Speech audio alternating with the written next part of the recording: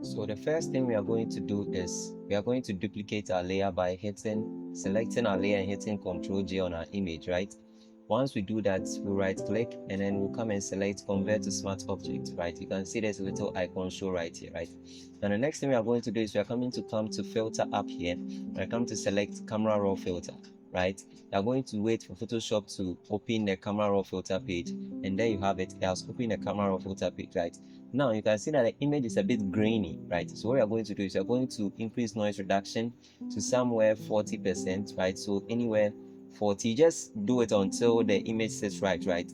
Every image and then a number, and then we just add a little bit of sharpness to it, right? So this time we'll add maybe sharpness of 10 to it, right? Now it looks good, right? We'll hit OK for now, and you can see before and after. So before, after, we've done a little bit of change to it, right? Then the next thing we're going to do is we're going to select the top layer, come down to the effect panel. We are coming to select the curves tool, right? Select the curves tool. Now this would open. What we'll do is, just as you can see, if you look carefully, you can see that the peak can start at this point, giving it a bright image. So we are going to double click on our first point and drag it on top to the first point like this, right? And in the intersection point, this is the middle point, you are going to double click again and drag it up until our image becomes a bit fairer, right? Now don't get worried about how bright it has become, right? Just play around with it, right? So until our image becomes a bit fairer how we want it, we just close this. What we are going to do is we are going to hit Ctrl I with this white selector. We are going to hit Ctrl I on our keyboard. It's going to invert it, right? What we are going to do is we are going to hold Alt, then we are going to click to create a clipping mark, so affect only this layer, right? Now the next thing we are going to do is we are coming to select our brush tool. Make sure that the brush tool you selected is the actual brush tool, not any other brush tool, right? And then we are going to make sure our foreground color is set to white. If it's not set to white, just double click and then make sure your foreground color is set to white. You hit OK, right? Now you use the open bracket and the close bracket to open the brush size and close the brush size, right? Now what we are going to do is we are going to paint at the bright sides of the face, right, to give it that pop.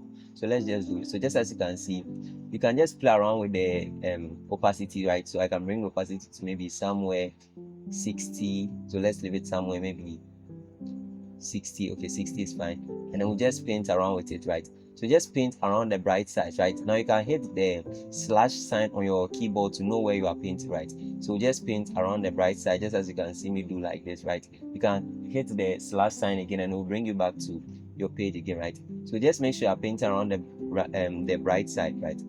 So just as you can see me do like this, so just paint around the bright side. I'll be rushing in this video because I'm not getting paid for this, right? But I just want you guys to know how this is done, right? When I'm done, I'll just come to the neck and just come and add a bit of shine and pop to the neck area. You just be playing around with the brush size, so you decrease and then you close the brush size, right? When you're done, you can do the same to his jersey as well. So you can just paint around the jersey. Just be careful with the painting, right? So what we are doing is we are just painting around the bright sides, just as you can see me do like this, right? Now the next thing so let me show you before and after. So you can see we brought a little bit of pop to the image, right? But then to create that 3D image, we have to get the darkness in as well, right? So we'll come and select the layer below, right?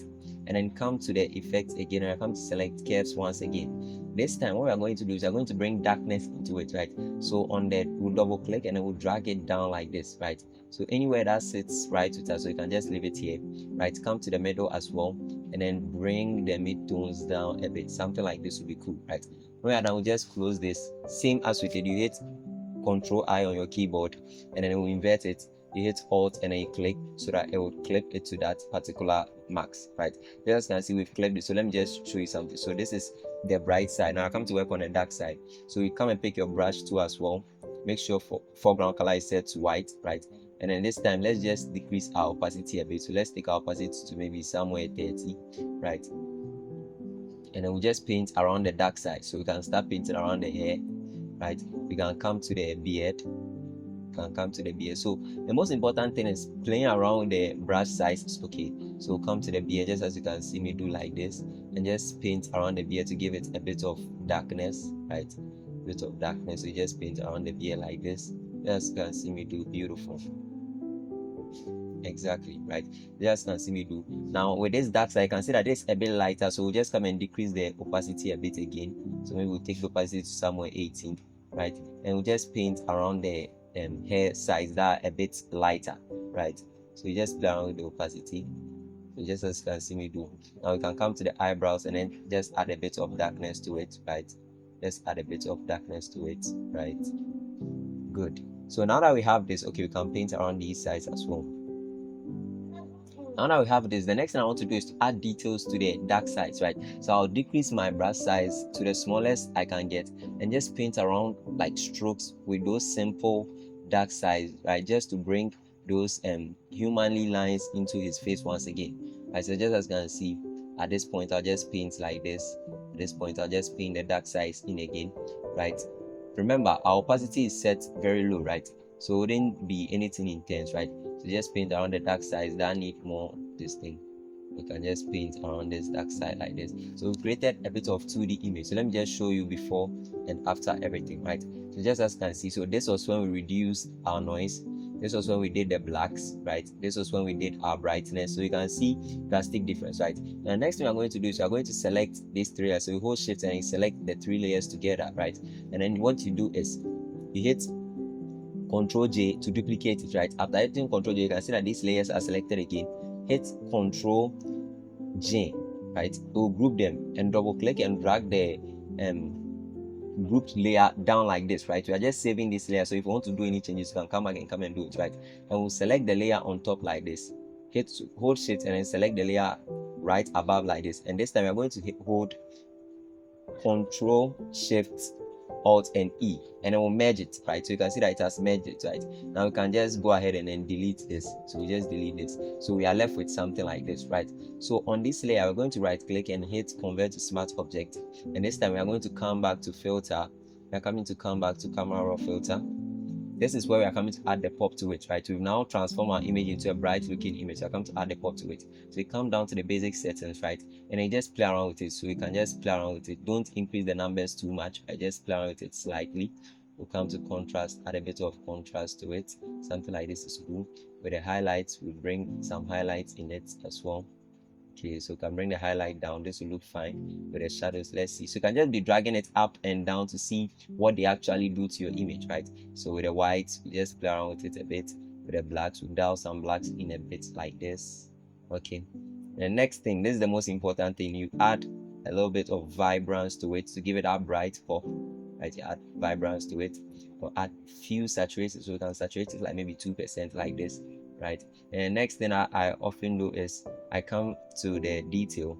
Since we reduce the noise and added a lot of color, we can add +10 noise reduction, and I'll just add a few sharpening to it, so 5 like this. Right now this is sitting very well. Let me show you before and after.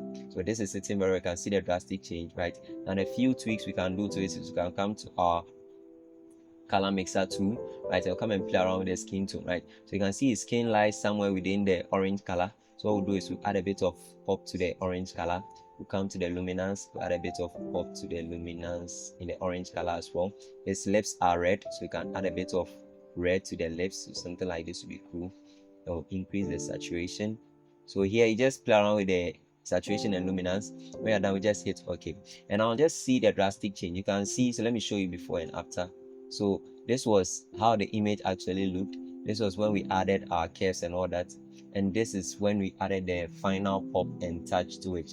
Now we've gotten a very good looking image, and if you want to do final tweaks to it, you can just come to the curves, and this time you come to brightness and contrast. I feel it's too bright, and I'll just decrease the brightness a bit to sit somewhere like this, right? And this is how you can change your image and then get a crisp quality for your image. Thanks for watching, and make sure you subscribe.